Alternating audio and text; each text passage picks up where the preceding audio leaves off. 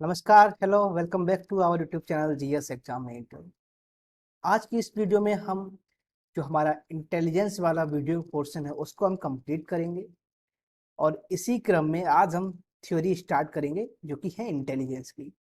तो इस वीडियो में हम दो थ्योरी कवर करेंगे जो है एक कारक सिद्धांत और द्विकारक सिद्धांत। ये थ्योरी काफ़ी इंपॉर्टेंट रहती है जब हम इंटेलिजेंस को पढ़ते हैं या फिर इंटेलिजेंस थ्योरी पढ़ते हैं, क्योंकि इन्हीं थ्योरी के हिसाब से जो आगे की थ्योरी है हम उनका बेस बनाते हैं और एक अंडरस्टैंडिंग आती है कि किस तरह से इंटेलिजेंस की जो थ्योरीज हैं उनका विकास हुआ, किस तरह से एक के बाद एक थ्योरी आती रही और किस थ्योरी में क्या कमी थी और क्या इनमें अच्छाई दी। तो इसको हम देखेंगे। तो स्टार्ट करते हैं। सबसे पहले हम बात करेंगे एक कारक सिद्धांत की, जिसको यूनिफैक्टर थ्योरी कहा जाता है। इसको दिया था विनय टर्मन स्टर्न। इन तीन लोग एक पॉइंट पर इन्होंने एग्री किया कि जो बुद्धि होती है, इंटेलिजेंस होता है, उसको इन्होंने एक माना। इसके उन्होंने अलग अलग पार्ट नहीं माने। इनका मानना ये था कि intelligence can not be divided. इसको हम टुकड़ों में डिवाइड नहीं कर सकते। इसको जैसे हम ऐसे ऐसे टुकड़ों में इसको हम डिवाइड नहीं कर सकते। ये क्या रहेगा, ये हमेशा एक ही रहेगी। अब जब बात आती कि हमेशा जब ये एक ही रहेगा, ठीक है, तो फिर कोई भी व्यक्ति अलग अलग क्षेत्र में अच्छा प्रदर्शन कैसे कर सकता था। तो इस पॉइंट को ये थ्योरी क्लैरिफाई नहीं कर पाती है। तो हम इस थ्योरी को थोड़ा और डिटेल में पढ़ेंगे। सबसे पहले इसके हम नाम जान लेते हैं। इसको राजशाही सिद्धांत भी कहा जाता है, इकाई सिद्धांत भी कहा जाता है, एक तत्व सिद्धांत भी कहा जाता है। इसी को मोनोफैक्टर थ्योरी कहा जाता है, इसी को मोनार्किक थ्योरी भी कहा जाता है। अब देखेंगे, हमें ये नाम याद रखना है, विनय टर्मन स्टर्न। कभी कभी ऐसा होगा कि क्वेश्चंस में केवल विनय का नाम आए, टर्मन और स्टर्न ना आए, क्योंकि विनय ने प्रतिपादन किया था, टर्मन और स्टर्न बाद में आए थे जिन्होंने इस थ्योरी का समर्थन किया था। ठीक है, तो विनय को जरूर याद रखना है। ठीक है, टर्मन और स्टर्न बाद में आए थे और विनय इसमें प्रतिपादन किया था। तो ये हमें याद रखना है। अब इसके बारे में जान लेते हैं। इन्होंने कहा था कि जो इंटेलिजेंस होता है, जो बुद्धि होती है, उसको डिवाइड नहीं किया जा सकता है। ये अगर इसको हम बुद्धि माने, ठीक है, तो ये पूरा एक रहेगा। इसको हम डिवाइड नहीं कर सकते। किसके अकॉर्डिंग? यूनिफैक्टर थ्योरी के अकॉर्डिंग। अब इनके हिसाब से अगर हम बात करें तो एक बच्चा है क्लास में जिसकी बुद्धि क्या है, जिसमें बुद्धि ज्यादा है, ऐसा मानना है। तो वो बच्चा हिंदी में भी अच्छा प्रदर्शन करेगा, गणित में भी अच्छा प्रदर्शन करेगा, विज्ञान में भी अच्छा प्रदर्शन करेगा, खेल में अच्छा प्रदर्शन करेगा, व्यायाम में अच्छा प्रदर्शन करेगा, कोई कंपटीशन होगी, ठीक है, या फिर एक्स्ट्रा करिकुलर करिकुलर एक्टिविटी होंगी, उनमें अच्छा प्रदर्शन करेगा। ऐसा मानना था यूनिफैक्टर वालों का। मतलब कि यूनिफैक्टर थ्योरी के हिसाब से अगर कोई बच्चा बुद्धिमान है, जिसमें इंटेलिजेंस ज्यादा है, वो हर क्षेत्र में अच्छा प्रदर्शन करेगा। ठीक है, ये तो हो गई इस थ्योरी के हिसाब से कि इन थ्योरी ने क्या बताया। अब देखेंगे इस थ्योरी से हम क्या प्रूव नहीं कर सकते। इस थ्योरी का, इसको हम प्रोज कहेंगे। ठीक है, अब कॉन्स देखते हैं। कॉन्स का मतलब इस थ्योरी की कमियां क्या है। इस थ्योरी की कमी ये है, जैसे कि एक स्टूडेंट है। अब ये स्टूडेंट क्या है, ये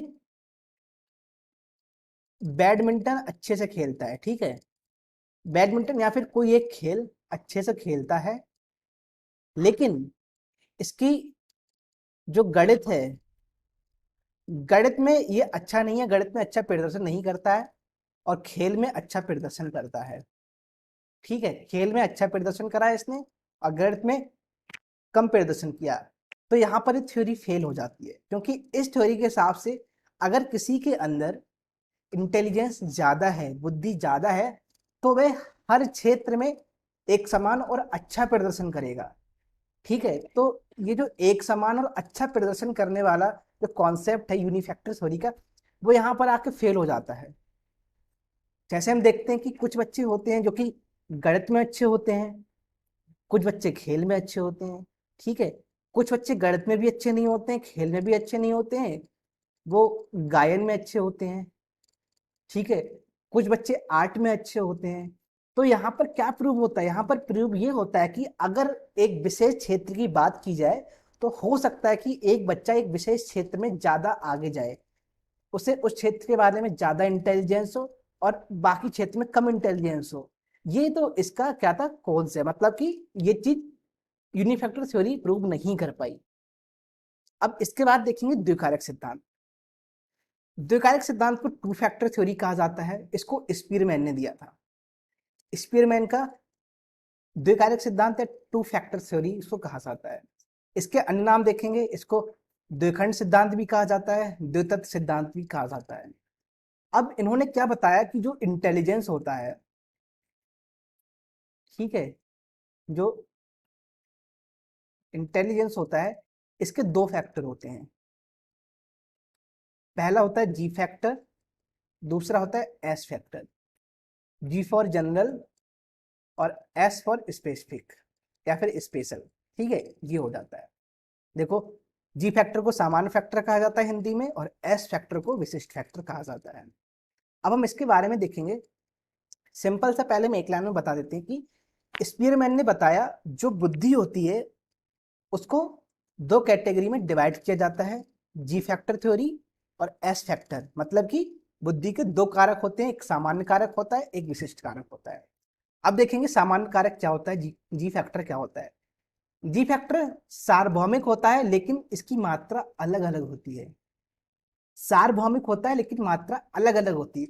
सार्वभौमिक का यहाँ पे क्या मतलब है, सार्वभौमिक का मतलब है कि जो भी बच्चे हैं, ऑफस्प्रिंग्स हैं, वो अपने पेरेंट्स से इस चीज को इनहेरिट करते हैं। मतलब वंशानुक्रम में ये चीज आगे आती रहती है। अब सार्वभौमिक इसलिए हो गया क्योंकि जो वंशानुक्रम का सिद्धांत है वो हर ऑफस्प्रिंग पे, हर बच्चे पर फॉलो होता है, ठीक है। लेकिन मात्रा अलग हो सकती है। जैसे कि एक पेरेंट है, जैसे पेरेंट है माता और पिता।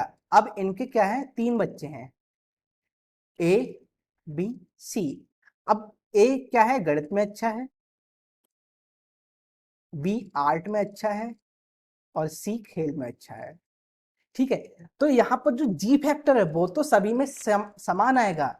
इस थ्योरी के जी फैक्टर के हिसाब से जो जी फैक्टर है वो इन सभी में समान होगा, लेकिन इसकी मात्रा अलग अलग होगी, ठीक है। अब इसके अंदर क्या क्या चीजें आती हैं इसको हम बाद में बात करेंगे, पहले देख लेते हैं। जैसे वंशानुक्रम, सृजनात्मकता इसको क्रिएटिविटी कहा जाता है, तर्क शक्ति इसको रीजनिंग कहा जाता है। अब एस फैक्टर देख लेते हैं। एक्स फैक्टर क्या होता है, एक्स फैक्टर जो होता है इसको स्पेशल फैक्टर भी कहा जाता है और स्पेसिफिक फैक्टर भी कहा जाता है। ये वातावरण से अर्जित किया जाता है। वातावरण से अर्जित किया जाता है मतलब कैसे अर्जित किया जा सकता है, अधिगम के द्वारा। मतलब कि लर्निंग और प्रैक्टिस, इसके द्वारा इसको अर्जित किया जाता है वातावरण से। जैसे कि व्यवसायिक योग्यता, व्यवसायिक योग्यता सभी में अलग होती है। किसी का कोई व्यवसाय होता है, किसी का अलग व्यवसाय होता है। जैसे कि एक टीचर, ये अपने आप में एक अलग व्यवसायिक योग्यता है। वहीं चिकित्सक जो होते हैं उनमें अपनी अलग व्यवसायिक योग्यता होती है, वकील में अलग योग्यता होती है। तो अब ये योग्यता कहाँ से आई, ये वातावरण से आई। वातावरण का मतलब क्या है, अध्यापक बनने के लिए उन्होंने अलग तरह से ट्रेनिंग ली है, अलग तरह से अधिगम किया है, प्रैक्टिस की, तब वो अध्यापक बने। वहीं चिकित्सक के लिए क्या है, इन्होंने एक मेडिकल कॉलेज में पढ़ाई की, इन्होंने फिर किसी हॉस्पिटल में इन्होंने इंटर्नशिप की, जॉब की, अब ये चिकित्सक बन गए।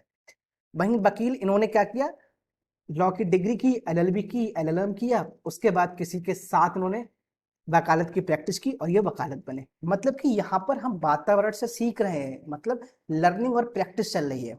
एक्स फैक्टर में लर्निंग होती है जो कि वातावरण के माध्यम से, और एक्स फैक्टर ये इनहेरिटेड होता है, मतलब कि ये वंशानुक्रम के हिसाब से आगे बढ़ता रहता है। अब हम इसको देखेंगे जी फैक्टर को, जी फैक्टर, और यहां हम रखेंगे एस फैक्टर। और ये हो गया जी फैक्टर। अब इसको देखेंगे, जी फैक्टर जैसे कि तर्क शक्ति होती है, ठीक है, प्रॉब्लम सॉल्विंग,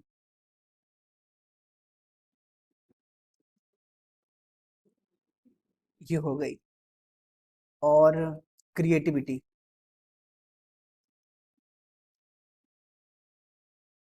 ये जी चीज हम पढ़ रहे हैं, इसको हमें ऐसे पढ़ना है कि ये चीज स्पीरमैन का जो सिद्धांत है, टू फैक्टर थ्योरी है, उसके हिसाब से हमें पढ़ना है, ठीक है। अब जी फैक्टर में इन्होंने क्या बताया, इन्होंने बताया कि सभी के अंदर जो जी फैक्टर होता है वो कॉमन होता है। क्या होता है? सभी के अंदर जी फैक्टर कॉमन होता है, मतलब कि जनरल फैक्टर। कॉमन कैसे होता है? इन्होंने बताया कि अगर कोई प्रॉब्लम आती है तो सभी का सबसे पहला जो इनिशिएटिव क्या होता है कि मुझे कैसे भी करके इस प्रॉब्लम को सॉल्व करना है। तो जो प्रॉब्लम सॉल्विंग का जो कॉन्सेप्ट है, ठीक है, वो जी फैक्टर में आ जाता है।